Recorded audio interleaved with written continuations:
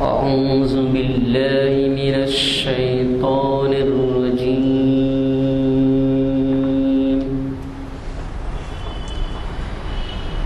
بسم الله الرحمن الرحيم.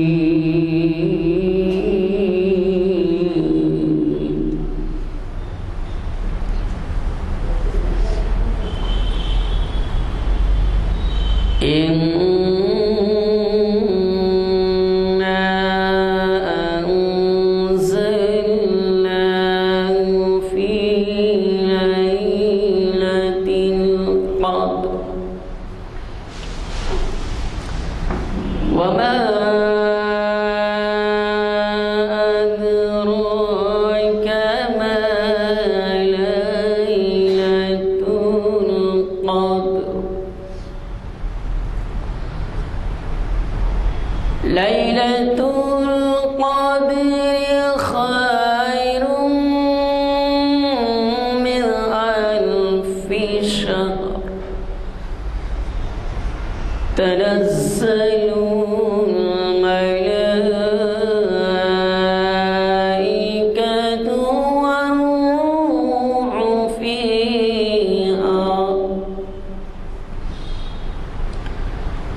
والروح فيها بإذن ربهم من كل أمر. سلام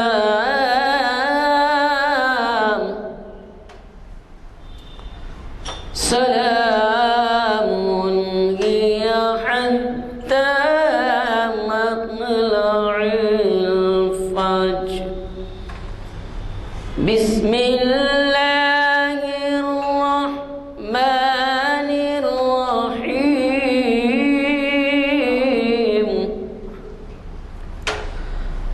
قل أعوذ برب الناس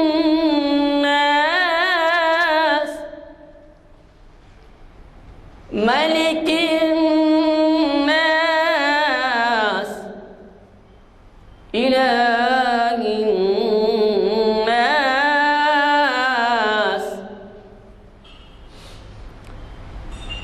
قل أعوذ برب الناس ملك الناس إله الناس من شر الوسواس الخناس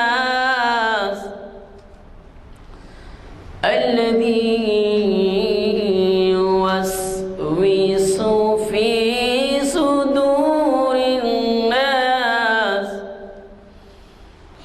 من الجنة والناس.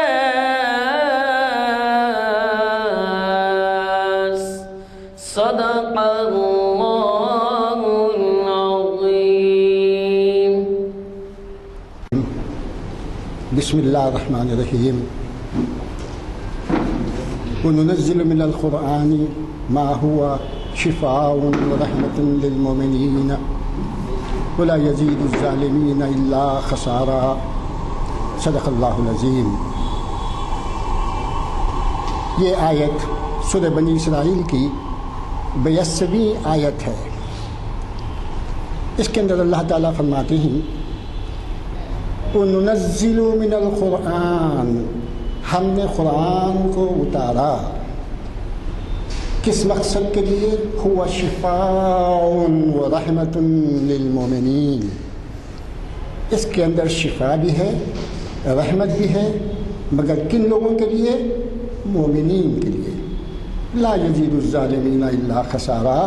یہی قرآن سے جو منکر ہیں، کافر ہیں، وہ لوگ اس کا جو مطلب اور مفہوم نکالتے ہیں اس سے وہ خسارے میں رہتے ہیں، جبکہ مومن کے لیے قرآن کا نزول رحمت ہے، شفا ہے. اب رحمت تو جو ہے ہم کو معلوم ہے، لیکن شفا کے بارے میں آپ ذرا گہرائی میں جا کے دیکھیے. امراض کئی قسم کے ہیں. خصوصی طور پر امراض میں کچھ ایسے ہیں جس کو ہم پہچان لیتے ہیں، سمجھ سکتے ہیں، لیکن بعض امراض ایسے ہیں ظاہری اور باطنی امراض. ظاہری امراض تو جو ہے آپ واقف ہیں کہ کیا ہے ظاہری امراض. ہم لوگوں میں جو آج کل زیادہ تر پائی جاتی ہے وہ غیبت ہے، جھوٹ ہے، وہ دھوکہ دہی ہے، وہ جو ہے کسی بات کی جو ہے نا کچھ صحیح طریقے سے جو ہے بات نہیں کر پانا ہے، دھوکہ دہی وغیرہ وغیرہ اس قسم کی باتیں ہیں. یہ ظاہری ہے. باطنی کیا ہے؟ باطنی میں جو ہے نا حسد اور جو ہے آپ کے جلن، تکبر، یہ باطنی امراض ہیں. اللہ تعالیٰ قرآن کے اندر ان تمام امراض کی شفا رکھی ہے. ہمارے مخلف صاحب مجید بیدار صاحب آ چکے ہیں، لہٰذا میں اس بات کو یہیں پہ یہ کرتا ہوں اس پیغام کے ساتھ کہ قرآن کو اپنا دوسرے معنی میں جیسے اوڑھنا بچھونا کہتے ہیں ویسا بنا لیں. اٹھتے بیٹھتے قرآن کی آیتوں کو، قرآن کو پڑھتے جائیں، اس کی آیتوں کو ایک ایک آیت لیجئے، اس کے مفہوم کو سمجھیے، اس کے اوپر عمل کرنے کی کوشش کیجیے. انشاءاللہ پھر موقع ہو تو اس کے بعد میں تفصیل کریں گے. تب میں وکیل صاحب سے درخواست کرتا ہوں کہ وہ تعارف کروائیں. آپ سب اس سے واقف ہیں کہ آج ہمارے درمیان نہ صرف عثمانیہ یونیورسٹی کی مشہور شخصیت بلکہ بین الاقوامی شہرت رکھنے والی شخصیت پروفیسر مجید بیدار ہمارے درمیان ہیں. یہ نہیں کہ وہ آپ کے لیے کوئی نئے ہیں، انہوں نے کئی مرتبہ آپ کو مخاطب کیا ہے اور اہم عنوانات سے مخاطب کیا ہے، اور آپ سب واقف ہیں کہ ان کا مطالعہ کافی وسیع ہے. نہ صرف یہ بلکہ وہ کئی تصانیف کے لیے جانے جاتے ہیں. آج انہوں نے ایک ایسا اہم عنوان دیا ہے جو شاید ہم اس سے پہلے ایسا ایک تقابلی جائزہ نہیں لیتے تھے اقبال کے کلام کا. اقبال کی مغرب پسندیدگی اور دوری. اب آپ اندازہ لگائیے، اقبال نہ صرف انگلینڈ میں رہے، جرمنی گئے، اسپین گئے، فرانس گئے، اور پتہ نہیں اور کون سے مقامات تھے وہ بتائیں گے. تو وہ جو ہے مغرب کا لفظ جو استعمال کیا گیا ہے اس میں تمام پوشیدہ ہے کہ یہ تمام مقامات کا انہوں نے دورہ کیا. اور پھر اس سے دوری، وہ دوری کا کیا مطلب ہے وہ خود سمجھائیں گے. ہماری سمجھ میں اتنا ہی آتا ہے کہ اس زمانے میں جو کچھ یورپ جا کے آتے تھے، جو کوئی ان کا رنگ روپ اتنا بدل جاتا تھا کہ وہ پورا مغربی تہذیب کا اثر لیے ہوئے واپس ہوتے تھے. حتیٰ کہ ہم عثمانیہ یونیورسٹی میں تھے تو ایک دفعہ سننے میں آیا تھا کہ میں نام نہیں لیتا، کوئی پروفیسر صاحب کے بیٹے انگلینڈ گئے تھے، وہ بھیجے تھے. تو جب وہ بیٹے وہاں کی ایک لیڈی سے شادی کر کے تشریف لائے تو لیڈی کو خوش کرنے کے لیے انہوں نے اترتے ہوئے کہا، ماں باپ سے مخاطب ہوتے ہوئے کہا، کیا ہے بڈھا بڈھی ٹھیک ہیں کیا؟ یہ جو ہے اثر ہوتا تھا مغرب کا. تو ابھی مغرب سے دوری اپنے اندر ایک دنیا لیے ہوئے ہے. اب وہ آپ کو خود سمجھائیں گے، میں اس میں کچھ پہلے عرض کرنا نہیں چاہتا. دوری تو تب آپ خود سمجھتے ہیں کہ وہاں سے جا کے آنے کے بعد کتنے لوگ دوری اختیار کرتے ہیں.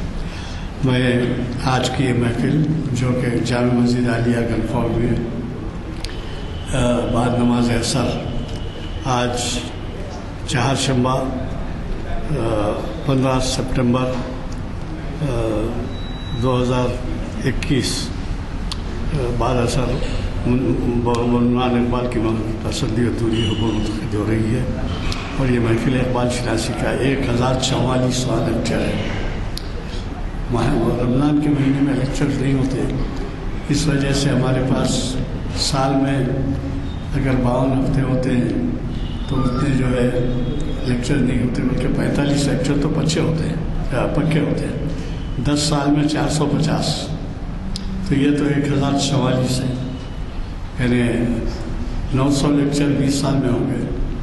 اور اس سے زائد لیکچر ہے۔ اللہ کا شکر ہے کہ آپ حضرات، البتہ صرف میں اتنا کہتے ہوئے ہمارے آج کے مخرج کو دعوت خطاب دوں گا کہ آپ کی ایک اہم ذمہ داری ہے اور اس کی طرف توجہ ہے آپ ہونی ہے، اور وہ یہ ہے کہ ہمارے نوجوان نہ تو کالج جا رہے، نہ کسی درسگاہ میں ان کے حاضری ہو رہی ہے، لیکن نوجوان یہاں نہیں آتے۔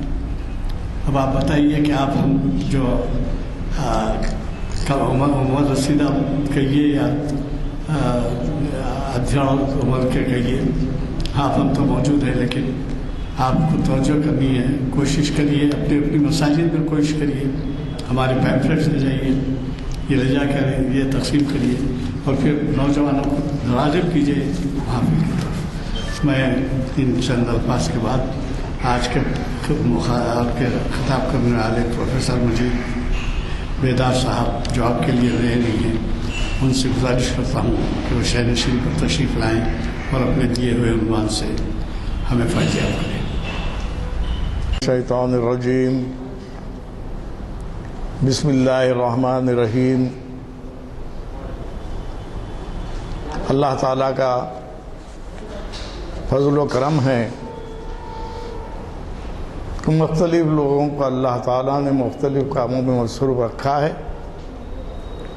لیکن یہ اللہ کا فضل ہے کہ اقبال فہمی، اقبال شناسی کے پس منظر میں قرآن، حدیث اور رسول اکرم صلی اللہ علیہ وسلم کی زندگی کے مختلف گوشوں کو یہاں پیش کیا جاتا ہے، اور آپ لوگ یہاں حاضر ہوتے ہیں، تو میں تو یہ سمجھتا ہوں کہ اللہ کا فضل ہے کہ ہم دنیا کی لغویات میں ملوث ہونے کے بجائے کچھ وقت اقبال اور اقبال کے اشعار کو سن کر اپنی ایمان کی تازگی کے لیے یہاں جمع ہوتے ہیں۔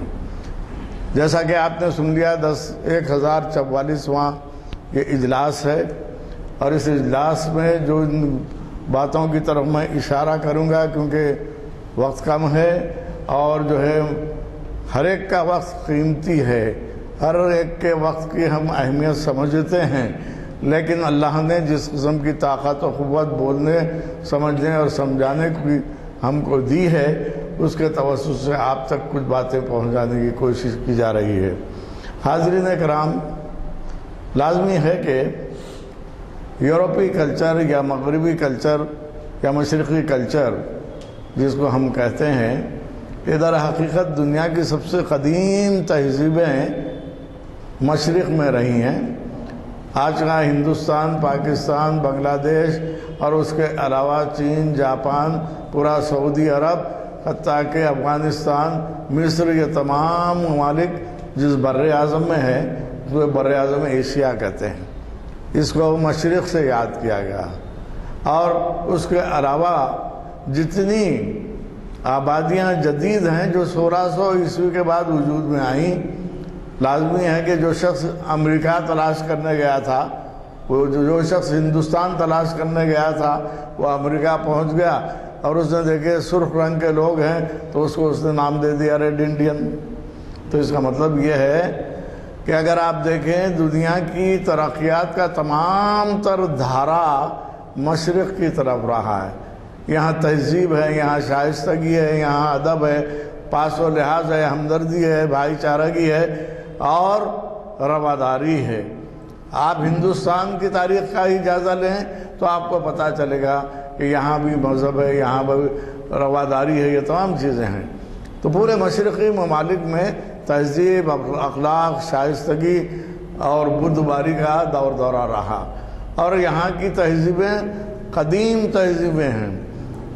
لازمی ہے دنیا کی 5 بڑی تہذیبوں کا جو نام لیا جاتا ہے، جس کو اقبال نے خود اپنی شاعری میں پیش کیا، یونان و مصر و روما سب مٹ گئے جہاں سے، باقی ابھی تلک ہے نام و نشاں ہمارا۔ تو لازمی ہے یونان کی تہذیب کے بارے میں لوگ نہیں جانتے اور روم کی تہذیب کے بارے میں نہیں جانتے، لیکن ہم جو ہے ہندوستان کی تہذیب سے آشنا ہے، اور ہندوستان دنیا کی سب سے بڑی جمہوریت کا درجہ رکھتا ہے، اس کے ہم باشندے ہیں، تو ہماری ذمہ داریاں کچھ اور دوگنا ہو جاتی ہیں۔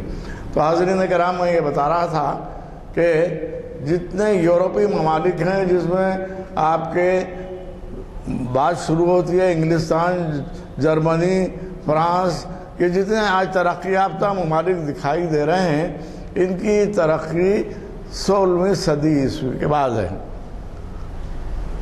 معمولی سی بات آپ سے عرض کروں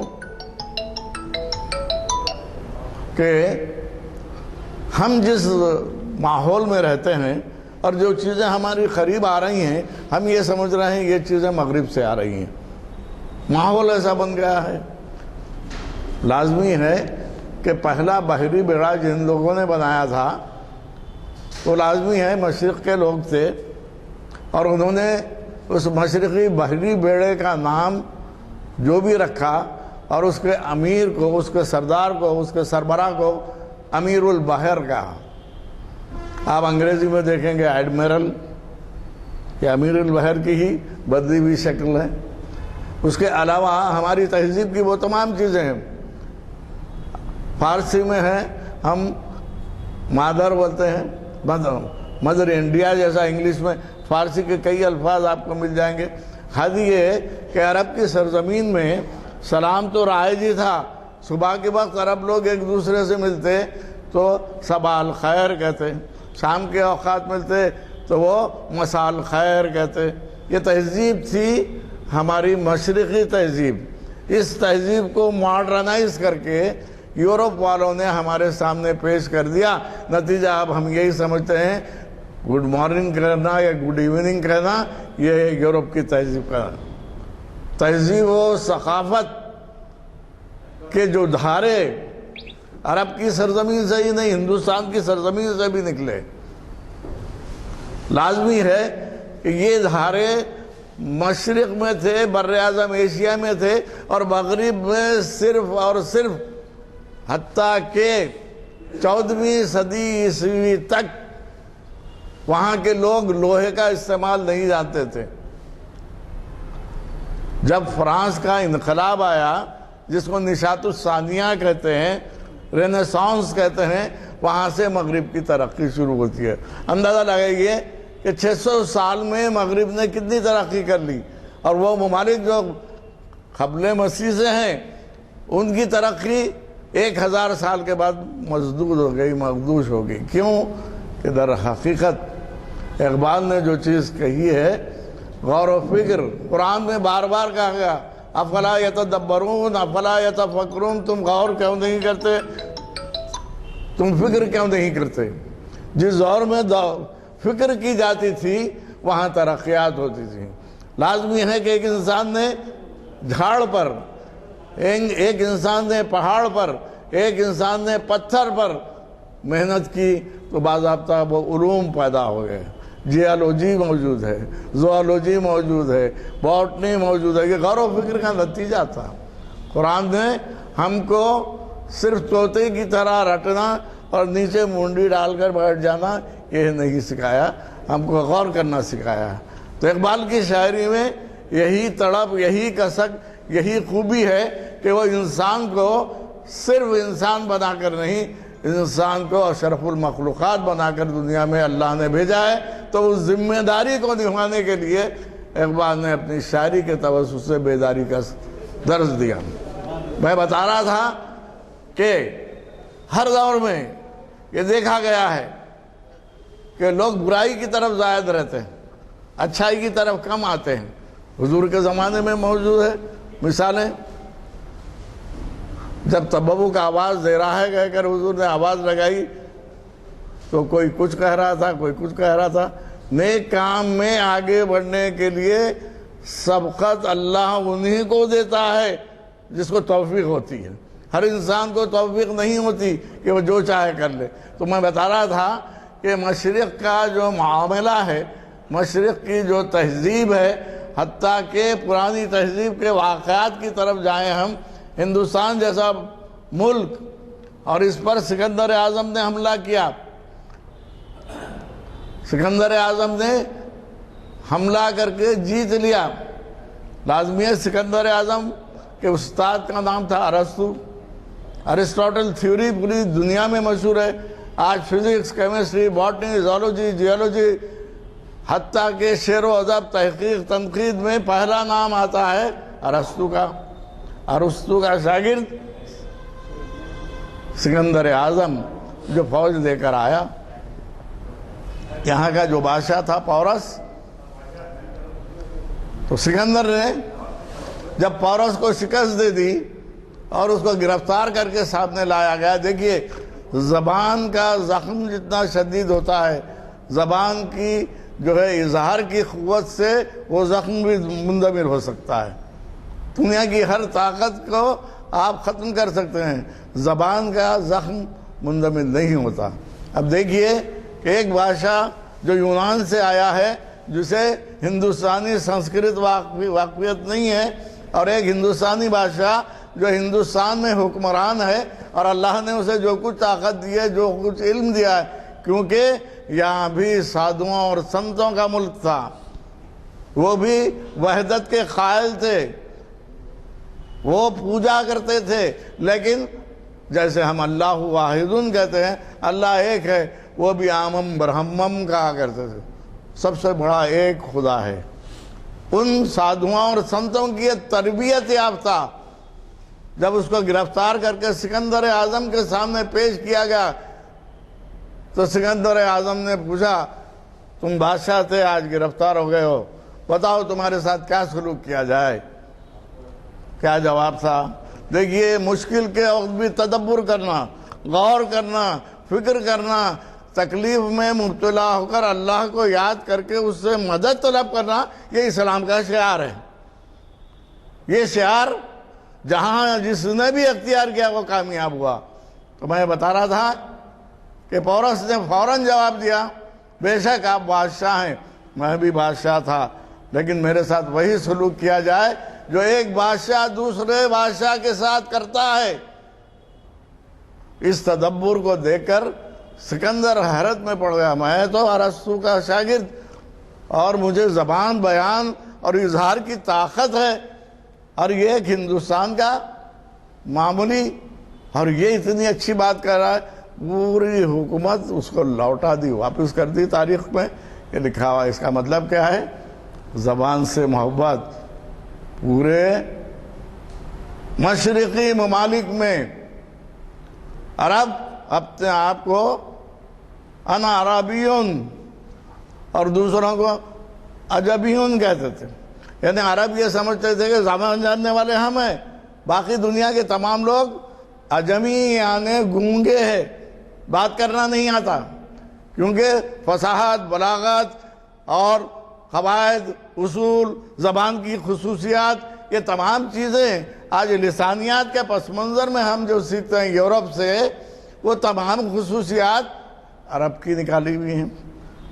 اگر آپ دیکھیں لحن سے پڑھنا یا تجوید سے پڑھنا، یہ قرآن کو پڑھنے کے لیے علم دینے والے کون ہیں؟ وہ عرب کے لوگ ہیں۔ اب یورپ کی جو زبانیں آئیں تو اس زبان کی نہج اور اس کی لفظیات اور اس کے استعمال کرنے کا علم انہوں نے رکھ دیا لنگوسٹک، انہوں نے لکھ دیا لنگوسٹک۔ آج ہم بڑے وقار کے ساتھ پڑھتے ہیں، کیا پڑھ رہے ہیں؟ لسانیات پڑھ رہے ہیں، لنگوسٹک پڑھ رہے ہیں۔ جتنے جدید علوم جو مغرب سے آئے ہیں، کوئی علم برا نہیں ہے، کوئی زبان بری نہیں ہے۔ کسی زبان کو برا تصور کرنا یا اس پر لعن و طعن کرنا شعار اسلامی کے بغیر ہے۔ اردو سیکھیے، انگلش سیکھیے، تیلگو سیکھیے، مراٹھی، کنڑی، تامل، جتنی زبانیں ہیں سب خدا کی زبانیں ہیں۔ نتیجہ یہ کہ مشرق میں زبانوں کا عروج تھا۔ سب سے بڑی زبان آج بھی عربی زبان ہے۔ اب لازمی ہے، جس طرح ہم دنیا کے 7 عجائبات کا مطالعہ کرتے ہیں کہ دنیا میں 7 بڑی چیزیں ہیں، جس میں ہمارا تاج محل بھی ایک ہے، اہرام مصر بھی ہے۔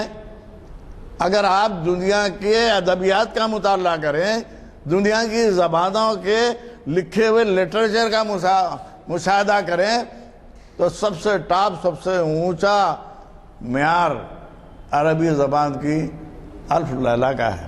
اس کے مطابق دنیا کی ہر زبان میں ترجمے ہوئے، اس میں جتنی کہانیاں، جتنے اخلاق، جتنی تہذیب، جتنی شائستگی کو زبان کے ذریعے، اظہار کے ذریعے، جذبے کے ذریعے پیش کیا گیا، اس قسم کا کوئی دنیا کا ادب اس کے روبرو نہیں ہے۔ اتنی بڑی کتاب ہے اور اس کے ترجمے دنیا کی ہر زبان میں ہوئے۔ عربی کا ایک ذخیرہ، 7 عجائبات عالم جس طرح ہے، 7 عجائبات زبان، عجائبات السنہ جو ہیں، اس میں 3 چیزیں ہمارے پڑوسی ملک کی ہیں۔ ہمارا پڑوسی ملک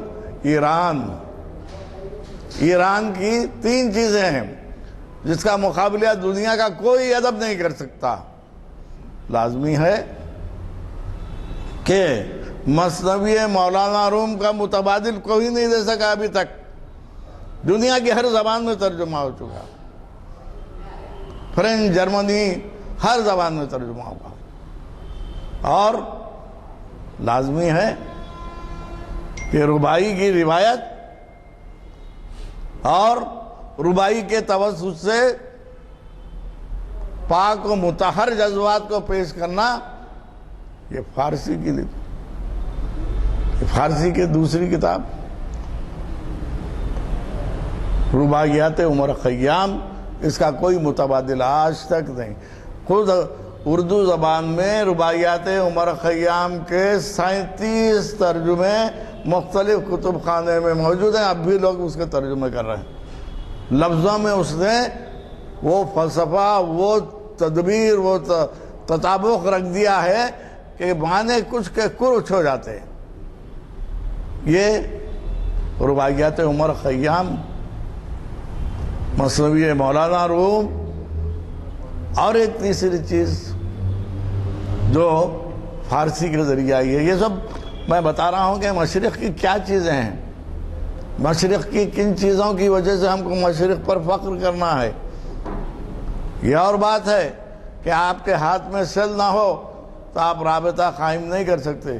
یہ اور بات ہے کہ لائٹ چلی جائے تو میری آواز آپ تک نہیں پہنچتی۔ یہ سب نئی چیزیں ایجاد کردہ یورپ کی، ہم نے غور نہیں کیا، یورپین قوموں نے غور کیا۔ ہمارے پاس قرآن میں ایک سورہ ہے جس کے معنی ہیں لوہا۔ کیوں لکھا ہوگا؟ کیوں اللہ نے لوہے کو شامل کیا ہوگا؟ لوہے پر غور کیا ہے کیا؟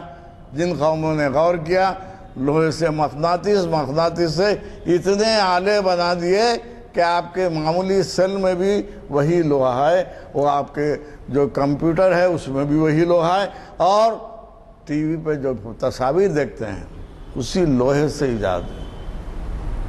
قرآن نے تدبر و تفکر کرنے کے لیے اس لیے کہا ہے کہ قرآن کی یہ میراث ہے، قرآن کا کمال ہے کہ اس نے اپنی تعلیمات کے ذریعے انسانوں کو صرف آخرت کی زندگی سنوارنے کے لیے نہیں، دنیا کی زندگی بھی سنوارنا ہے، اور اپنے رویے سے دوسروں کو فیض پہنچانا ہے۔ جتنے بزرگان دین ہیں، اب بتائیے زارس کو کون پڑھتا ہے؟ روس کے زارس کو کون جانتا ہے؟ ہم سب یہاں بیٹھے ہیں ہندوستان میں، مغلیہ سلطنت تھی، مغلیہ سلطنت کے کتنے بادشاہوں کو ہم جانتے ہیں؟ اس کے بجائے کوئی صوفی کا نام آ جائے، کوئی اللہ والے کا نام آ جائے جس نے نیکی کر کے دنیا میں نام کمایا، آپ کی نگاہیں خود بخود نیچی ہو جاتی ہیں۔ تو مطلب یہ ایسا کچھ کر کے چلو تم کے بہت یاد رہو۔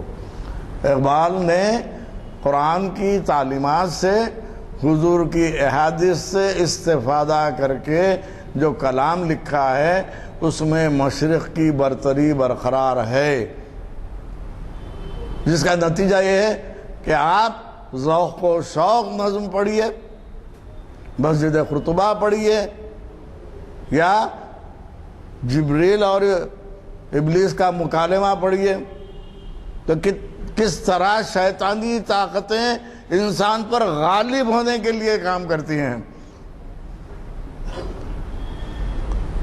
شیطان خود کہہ رہا ہے میں کھٹکتا ہوں دل یزداں میں کانٹے کی طرح، تو فقط اللہ ہو اللہ ہو اللہ ہو۔ یہ دنیا کو رنگین کرنے میں کس کا خون کام آیا؟ شیطان یہ کہتا ہے یہ میں ہوں، بہکا کر مختلف چیزیں دنیا میں دے رہا ہوں۔ تو لازمی ہے کہ آج کے دور میں شیطانی طاقتیں آپ کو اپنے گھیرے میں لینا چاہ رہی ہیں، آپ اس گھیرے سے نکلنا چاہتے ہیں، تو اسلامی طاقت، اسلامی شعار، اسلامی وقار اور اسلامی تعلیمات سے اپنے آپ کو وابستہ رکھنا ضروری ہے۔ ہر قدم پر آپ کو ایسی چیز مل جائے گی کہ ہمارا معاشرہ بھی اس کو قبول کر چکا ہے۔ آج سے 30 سال پہلے، 35 سال کے پہلے کسی کو بخار آتا، کسی کو تکلیف ہوتی، کوئی بیمار ہوتا تو اس کی زبان پر اللہ کے فضل سے فلاں ڈاکٹر کے علاج کی وجہ سے میٹر۔ آج اللہ کا فضل ختم ہو گیا۔ کیوں ختم ہو گیا؟ شعار اسلامی سے ہم دور ہو گئے۔ اور مغرب چاہتا یہی ہے کہ انسان خدا اور رسول کے بتائے ہوئے راستوں سے ہٹ کر شیطانوں کے بتائے ہوئے راستوں پر آ جائے۔ پورے کلب دیکھ لیجئے، ناچ گانا دیکھ لیجئے اور موسیقی کی بھرمار دیکھ لیجئے، یہ کیا ہے؟ شیطانی طاقتیں ہیں، طاغوتی طاقتیں ہیں۔ جس طرح اللہ نے آدم کو دنیا میں بھیجا تو شیطان کو بھی بہت سی طاقتیں دے کے بھیجا ہے۔ اس کا مطلب اقبال نے کبھی مغرب سے نفرت نہیں کی۔ میں اکثر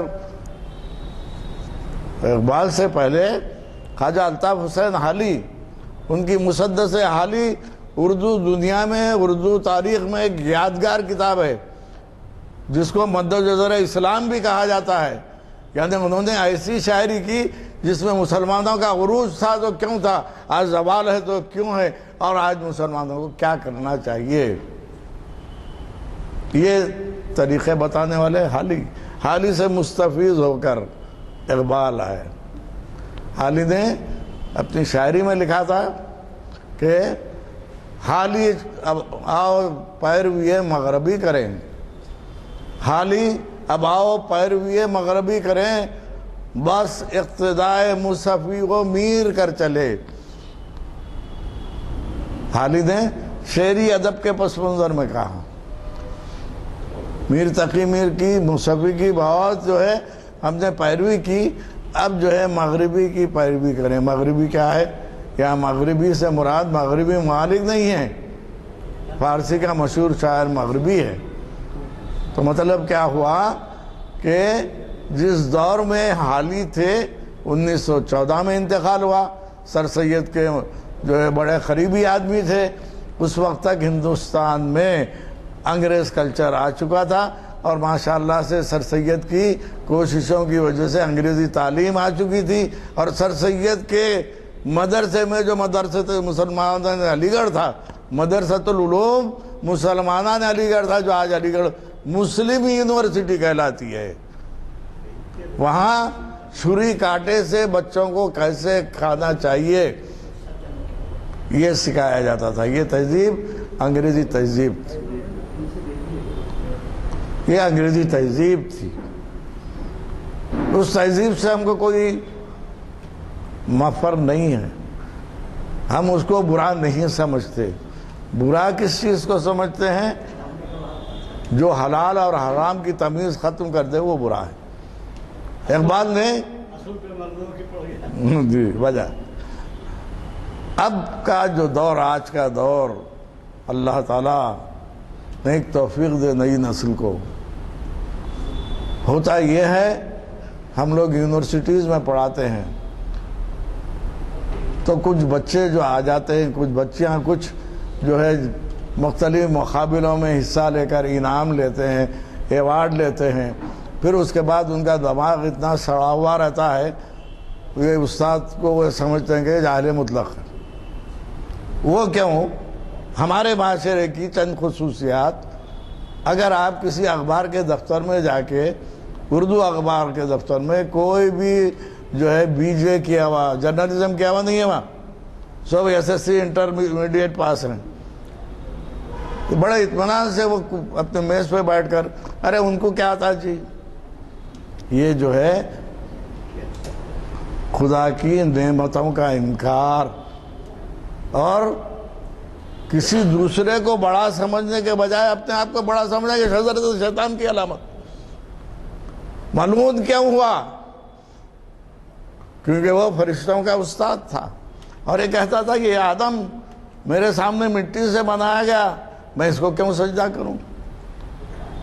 تو سب سے بڑی خرابی معاشرے میں انا پرستی، خود پرستی، یہ ہمارے معاشرے کی بہت بڑی لعنت بن کر نئی نسل میں پھیلتی جا رہی ہے. اس کو روکنے کے کوئی تدابیر اب تک بھی سامنے نہیں آئے. جیسے میں نے کہا کہ ہر معاملے میں حضور نے تو یہاں تک کہہ دیا کہ آپ کے جوتے کا تسمہ بھی ٹوٹ جائے تو اللہ سے طلب کرو. تو کتنی بڑی بات ہے. تو ہم کو پہلے خدا کا شکر گزار ہونا چاہیے، پھر اس کے بعد جو آپ پر احسان کر رہا ہے. آج کل کا معاملہ تو احسان سے بریو زماں ہے. ہاں، تو میں یہ بتا رہا تھا کہ جتنے آج کے ترقیات ہیں اس سے دیکھ کر ہم یہ سمجھتے ہیں کہ یہ یورپ کی ترقیات ہے. یہ یورپ کی ترقیات نہیں ہے. جس وقت ہسپانیہ پر مسلمانوں کی حکمرانی تھی، ایک دو نہیں 1000 سال تک، کیوں وہ حکومت چلی گئی؟ آج جو ہمارے معاشرے کا حال ہے اس دور کے معاشرے کا بھی وہی حال تھا. بتاؤں میں، ہمارے اپنے معاشرے میں کوئی بچہ تیلگو میں بات کرتا ہے یا انگریزی میں بات، اوہ آ گئے نا انگریز کی اولاد، فوراً تانا دینا، طنز کرنا. وہاں جو سائنٹسٹ تھے کوئی نئی چیز ایجاد کر کے لوگوں کے سامنے بولتے ہیں رات میں نے یہ ایجاد، وہ ان کو ایجاد کرنا آتا کہتے آ گئے. تو انہوں نے کیا کیا؟ اپنی قوم ہماری خود قدر نہیں کر رہی. آج ہمارا ماحول یہی ہے، ہم اپنی قدر سے بے نیاز ہو گئے. تو جرمنیوں کے پاس جا کر انہوں نے وہ تمام چیزیں پیش کی. تو وہ مسلمانوں کی جو عربی زبان کی چیزیں تھیں اس کو انہوں نے جرمنی زبان میں، جرمنی سے فرانسیسی زبان میں. دیکھیے، دنیا کی ہر قوم اسی وقت ترقی کرتی ہے جبکہ وہ دوسروں سے استفادہ کرتی ہے. کیا چیز قبول کرنا چاہیے، کیا چیز ترک کرنا چاہیے، یہ جذبہ ہونا چاہیے. اقبال نے اپنی شاعری میں یہی بتایا. ویسے میں نے حال ہی کا شعر پڑھا تھا، مشرق سے حذر کرنا مغرب سے حذر کر، فطرت کا تقاضا ہے کہ ہر شب کی سیر کر. ہر تاریکی کو دور کرنا اسلام سکھاتا ہے. مسلمان میں وہ جذبہ ہونا چاہیے. اگر وہ جذبہ آ جائے تو سچا پکا مسلمان اور اللہ پر ایمان رکھنے والا. ہمارے استاد کہا کرتے تھے کہ بھئی آخر کیا بات ہے، مختلف قسم کے جانور ہیں اور ہم کسی کو برا بھلا کہتا ہے تو گدھا کہتے ہیں. آخر بیچارے گدھے کی کیا مصیبت آ گئی کہ گدھا کہا جاتا اسے؟ تو ہمارے استاد محترم کہتے تھے کہ گدھے کی یہ خصوصیت ہوتی ہے، پہلے زور سے کہتا ہے. کیا کہتا ہے؟ اللہ. اس کے بعد ہے کی نہیں کی، ہے کی نہیں کی، ہے کی نہیں کی بات ڈھنچو ڈھنچو جو بولتا ہے، کیونکہ وہ اللہ پر اعتماد نہیں رکھتا اس لیے وہ گدھا بن گیا. اس کا نام گالی کے طور پر استعمال ہوتا. تو اب اندازہ لگائیے کہ ہم مسلمان ہو کر، ایمان رکھ کر، خدا پر بھروسہ رکھ کر ہم خدا کے علاوہ کسی اور سے کچھ طلب کرتے ہیں تو ہمارا کیا حشر ہونے والا ہے. تو حاضرین کرام، ایجادات و اختراعات کی دنیا چلتی رہے گی، ایمانیات کی دنیا الگ ہے. اقبال کی شاعری ایمانیات کو تر و تازہ کرنے کی خصوصیت ہے. لازمی ہے کہ آج اتنی چیزیں ایجاد ہو گئی ہیں کہ ایک خراب ہو دوسرا مل جاتا ہے، اور آپ کا ایمان کمزور ہو گیا تو اس کمزوری کو دور کرنے کے لیے کوئی آلہ نہیں ہے. سائنس نے سب چیزیں ایجاد کر لیں. ڈاکٹر جاتے تھے کہ آپ کے جسم میں آکسیجن کم ہو گیا, سوڈیم کم ہو گیا ہے اور بی پی بڑھ گیا ہے, شوگر بڑھ گئی ہے, سب آلے آ گئے ہیں. آپ کا ایمان کتنا کمزور ہوگا کوئی آلہ نکلا ہے ابھی تک؟ آپ کا غصہ کتنا بڑھ گیا ہے؟ یہ سب چیزیں اللہ نے جو جذبات حضرت انسان کو دیے ہیں ان جذبات کو قابو میں رکھنا, کنٹرول میں رکھنا اور وقت ضرورت بھی صبر و استقامت یہ اسلامی شعار ہے. اس اسلامی شعار کی پوری شاعری علامہ اقبال کے کلام میں.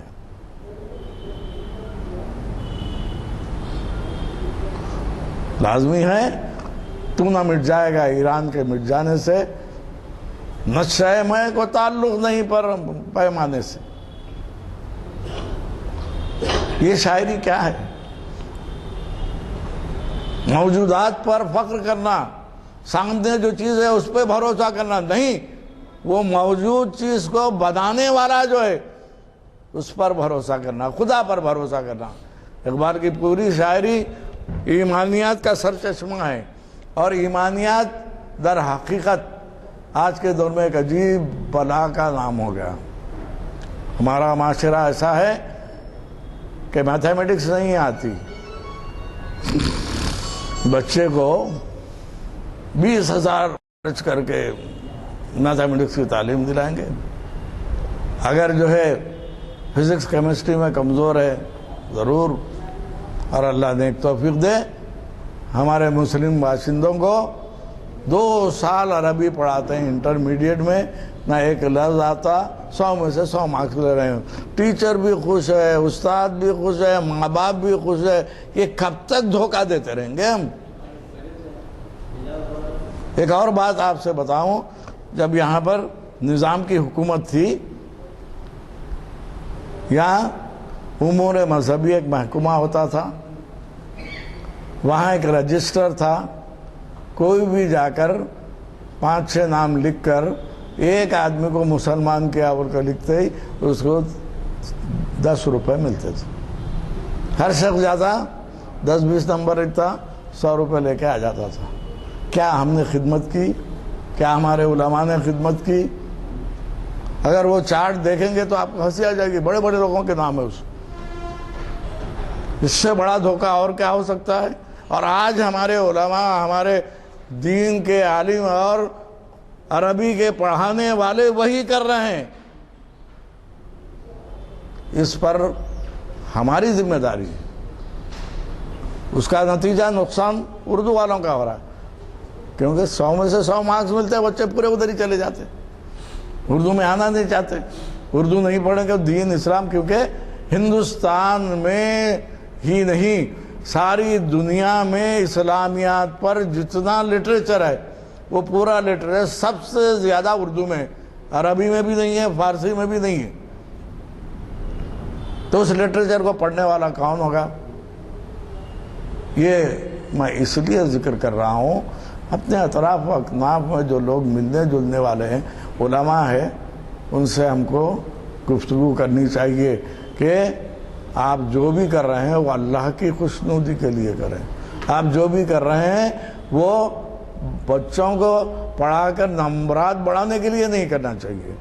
یہ ہمارا معاشرہ, یہ مغربی معاشرے کی دین ہے. بڑا اچھا شاعر تھا بیچارہ, انتقال ہو گیا. اس نے ایک ترکیب بتائی, لے کے رشوت پھنس گیا ہے, دے کے رشوت چھوٹ جا. لے کے رشوت پھنس گیا ہے, دے کے رشوت چھوٹ جا.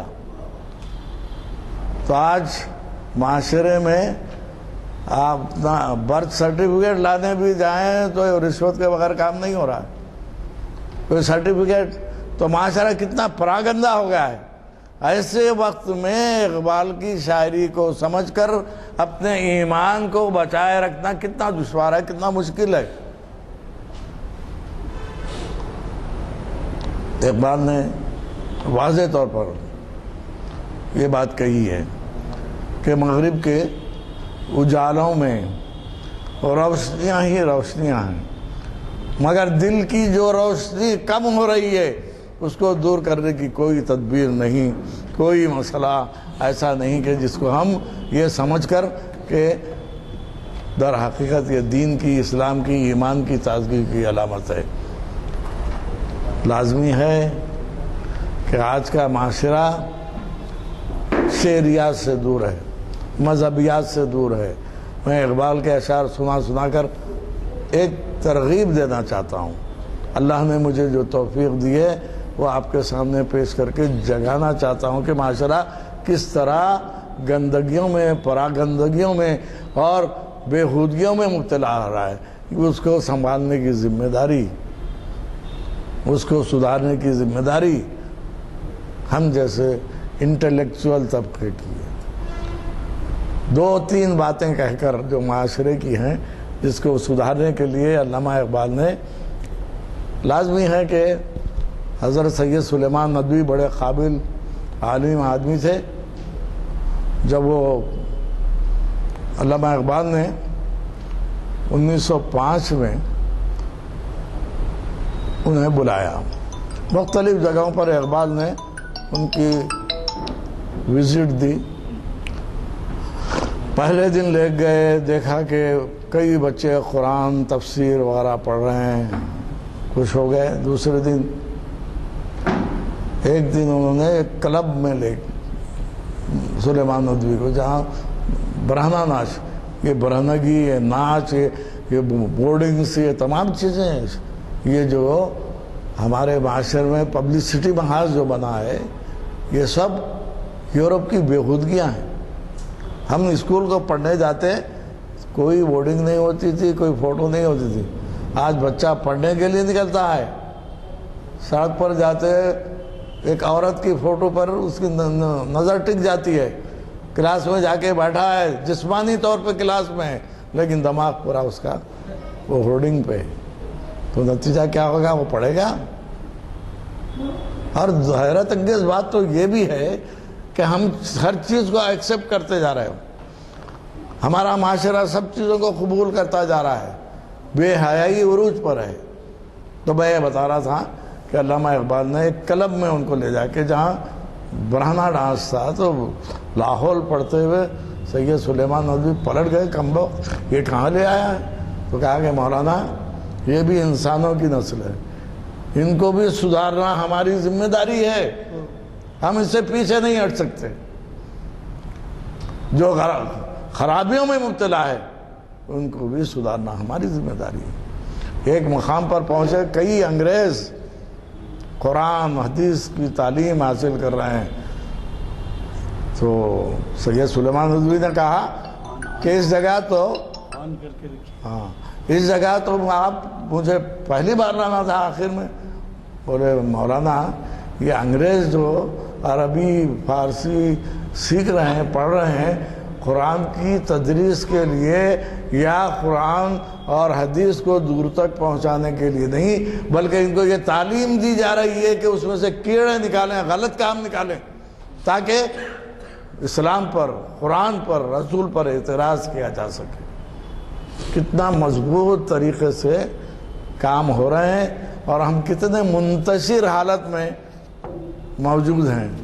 میں آپ سے ایک چیز عرض کروں، خدا کے لیے 75 سال گزر گئے آزادی کے، خدا کے لیے یہ کام کیجئے کہ آپ کو اللہ نے آپ کے بیٹوں کو، آپ کے بچوں کو کچھ طاقت دی ہے، کچھ فرمایا ہے، تو اپنے خاندان کا ایک ٹرسٹ قائم کر دیجئے۔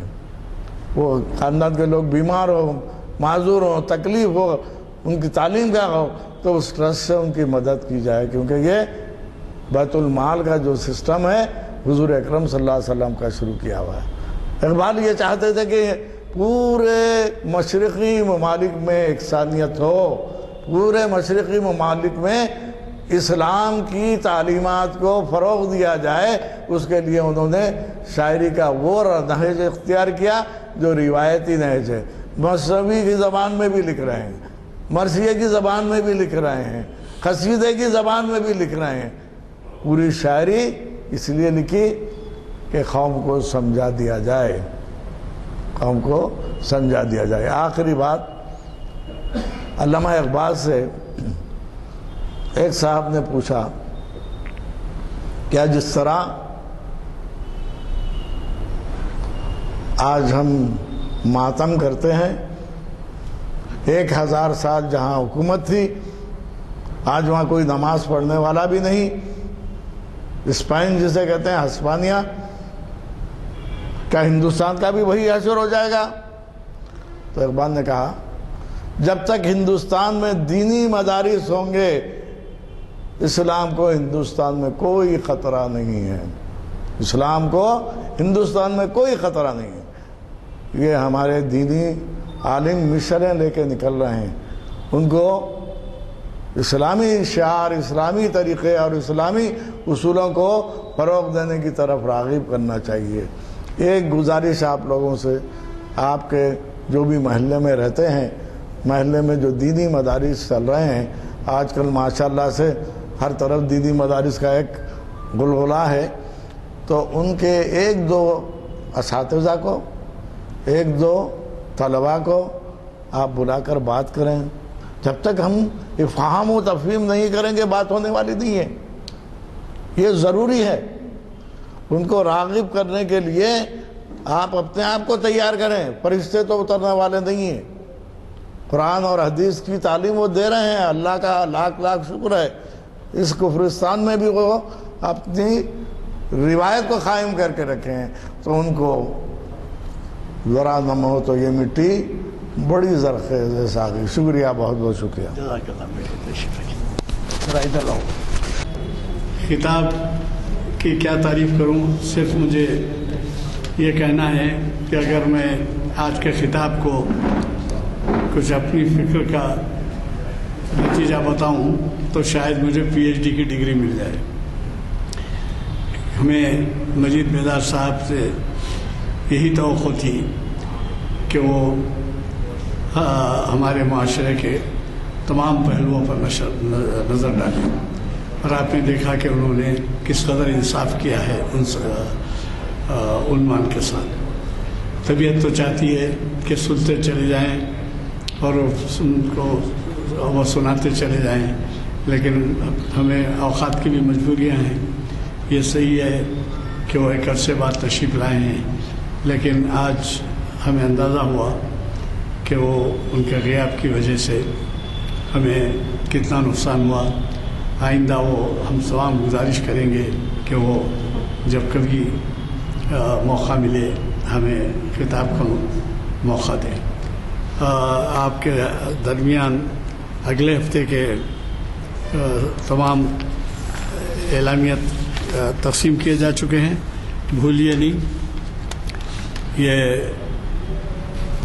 واعظ جو ہے حافظ محمد فائز الدین صاحب کا ہے، اور کیا ڈاکٹر اقبال احمد انجینئر کو آپ جانتے ہیں، وہ بھی بہت اچھے مقرر ہیں اور امریکہ اور کینیڈا بھی جاتے ہیں۔ کیا تاریخ اپنے آپ کو دہراتی ہے۔ اور پھر اس کے بعد ایمان پر استقامت اور اس کے مقامات، ڈاکٹر محمد متین الدین قادری صاحب، یہ جو ہے انفارمیشن سروس کی 825ویں نشست مخاطب ہوئی۔ اور اقبال کا پیام نوجوان ملت کے نام، یہ کتنا اہم عنوان ہے، آپ خود اندازہ لگائیے۔ ابھی آپ نے تقریر میں سنا کہ ہماری قوم کا کیا حال ہے، اس کے لحاظ سے اس پہ اور بھی روشنی پڑے گی۔ اقبال کا پیام نوجوان ملت کے نام، جناب محمد ضیاء الدین نیّر صاحب محفل اقبال شناسی کی 1045 نشست مخاطب ہوئے۔ میں بہت خوش ہوں کہ آج ماشاءاللہ سے کافی تعداد میں آخر وقت تک آپ بیٹھے رہے اور انصاف کیا ہماری کوششوں کے ساتھ۔ اور ظاہر ہے جیسے میں نے کہا مقرر صاحب کے خطاب کے درمیان کا کیا کہنا، کہ اللہ تعالیٰ انہیں جزائے خیر دے، اور ظاہر ہے کہ وہ ہمیں مخاطب کرتے آئندہ کے لیے، آئندہ بھی ہمارے ساتھ تعاون کرتے رہیں۔ میں آج کے اس محفل کے یہ دعا کا اہتمام درخواست کرتا ہوں۔